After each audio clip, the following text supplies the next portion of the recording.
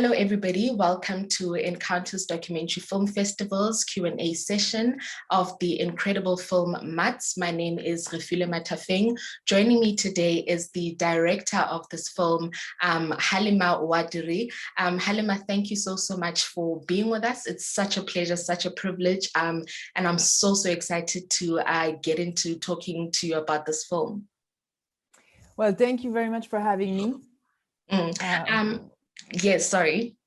I'm here from Montreal with you, and I'm very happy to be with you. It's so exciting to have you here. And, you know, Mutts takes us into the very rich brown and red walls of a stray dog refuge in Morocco, where time seems to stand still for about 750 animals waiting to be adopted. We watch their lives as they follow a very banal, very monotonous routine. And this is such an incredible film. There's so many points where I could start this conversation from. And just to start us off, Halima, could you talk to us a little bit more about, you know, the inspiration or the story behind how this film came to be? Sure, absolutely. So it all started with a picture I saw on the internet, on a Facebook page of the shelter that I happen to follow because I know the woman in charge. And so this shelter, Sarah Morocco, you can find it easily online.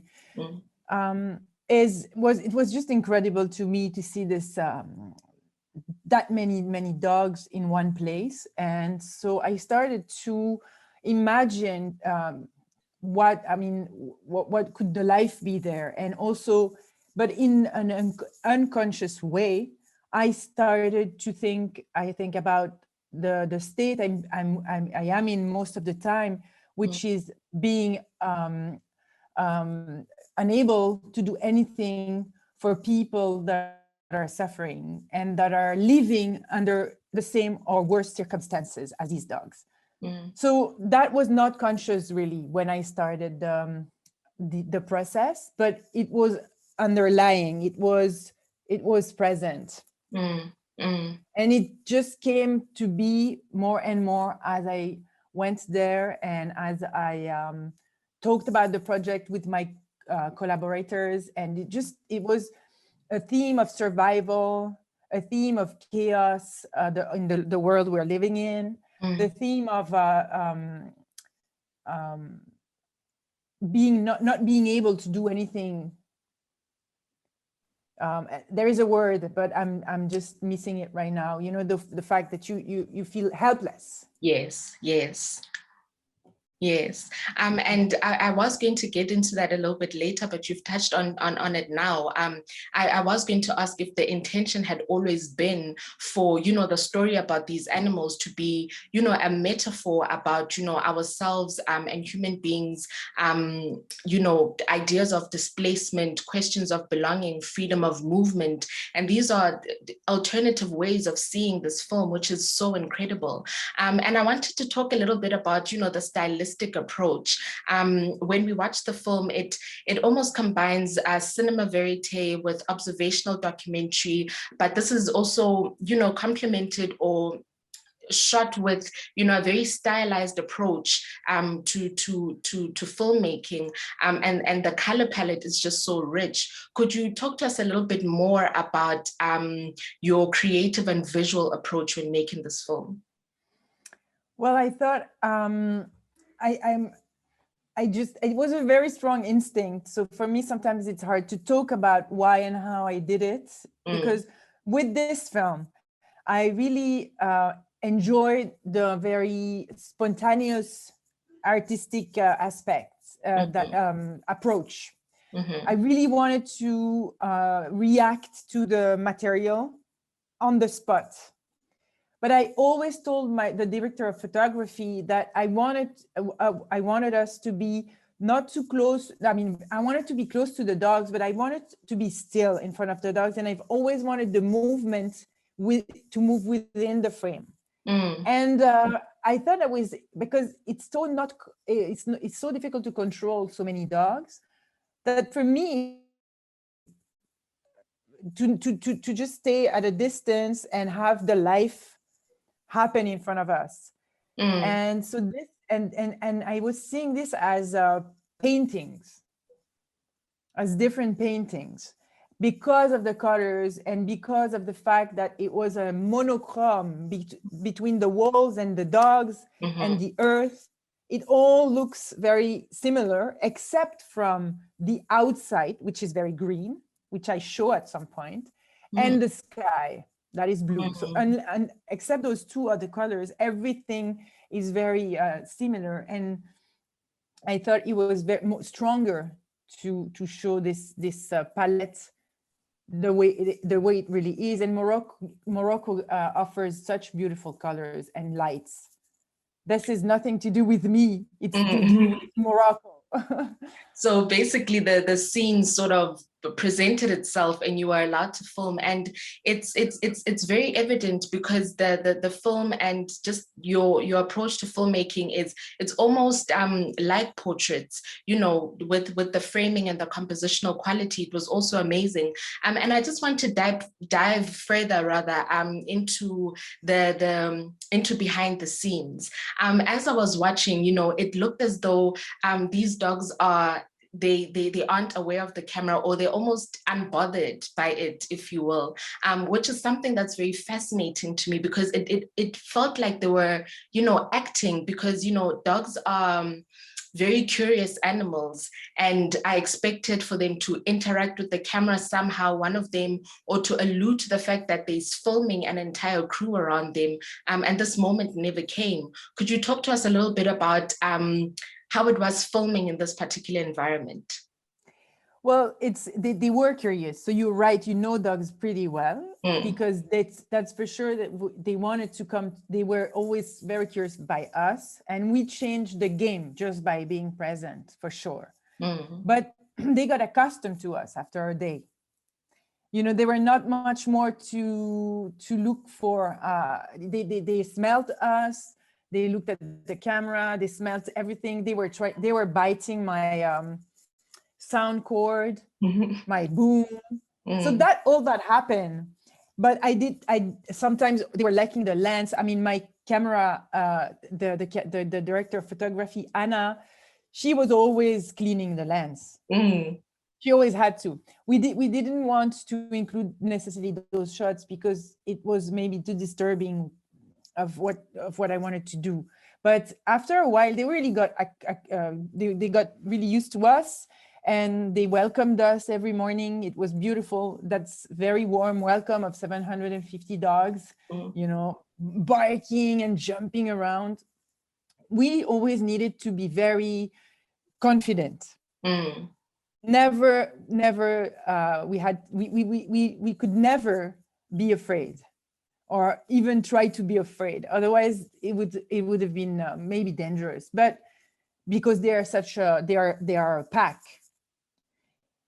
But they are very nice dogs. They are really they behave super well, and it's actually incredible, because how that many number of dogs don't fight so much. There is a little bit of fighting, and then, you know, it comes down. And I find this incredible. You know, usually in smaller shelters, you will find way more aggressivity towards the animals, but there they're very calm. They are very used to one another. And that's amazing, because 750 dogs is it's a lot of dogs, and just it's making me think about that opening scene where we're in the place where they're feeding. I mean, at first it's just a few dogs that come up to eat, and then there's more, and then all of a sudden it's overwhelming, and very unexpected, and it's a very, very powerful opening shot. And I just wanted to talk to you a little bit more, talk to you about could you tell us the journey that this film has had, and what the response to it has been like? Well, this shot was the first shot I ever imagined making this movie. So it's the first, when I saw the picture, I imagined them eating, and I saw where they were eating, how they were eating in those thirps, I think the word is in English. And so I've imagined that shot since the beginning. And that's how I pitched the film to the director of photography that I met in Toronto. And so that's very important shot for the whole film. Now it became the opening shot, but it was also the shot that made me want to do the film.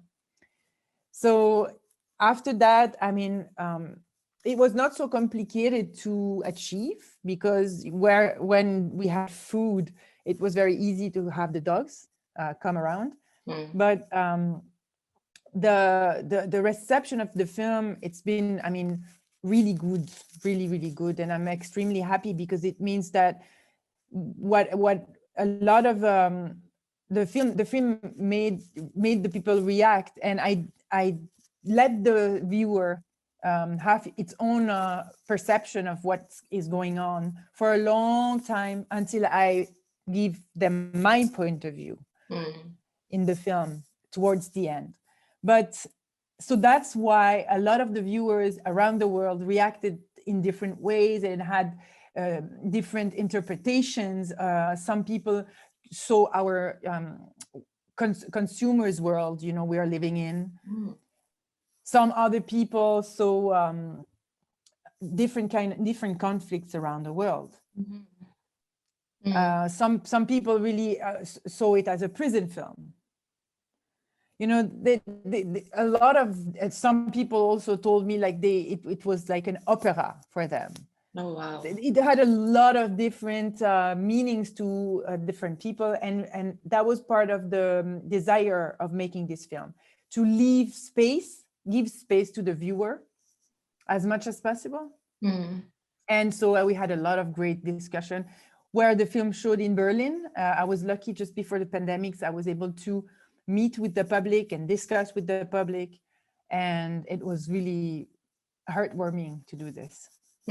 It's honestly such an amazing film. And you know, now that we're speaking about this, it reminds me of what you had said earlier about wanting, you know, the film to almost be a portrait. And that's exactly sometimes what art does. You look at a portrait and you can get a lot of different meanings depending on the way that you view it individually.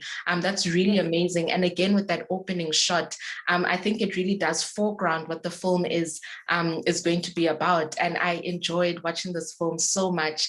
And you know, just to close us off and to close the session, could you tell us on any current projects that you're working on, or what we can expect to see from you in the future? Well, I have, of course, I'm working on a feature drama, a comedy, and it's going to be also set in Morocco, and it's going to talk about women. And so this is one of the main projects I'm working on. I'm also working on a short fiction film, family drama, but I also always stay very open to going back to the shelter and exploring other parts of this amazing place. And so I have some very, very early ideas that I cannot really share, but that I start feeling inside of me wanting to come out. So it's a good thing. And it would be documentary, something that I can be very, very free in the form with. That's so exciting. I can't wait to see more of the work that you'll be making, and hopefully we'll see another one of your films on our festival. And Halima, thank you so much for coming and speaking to, we're virtual. I'm not used to the virtual world yet, but thank you so much for joining us on this Q&A. It's been such a privilege to talk to you. And I've had so many burning questions as I was watching the film. It's been incredible to get this insight from you. Thank you so much. Thank you, and have a great festival. Thank you so much. And I'd also like to thank Encounter's sponsors and our funders, and to every single person who's watching, thank you so much for joining. And please do find us on all our social media platforms. You can also find the festival on its website at www.encounters.co.za, and Encounters will see you virtually everywhere.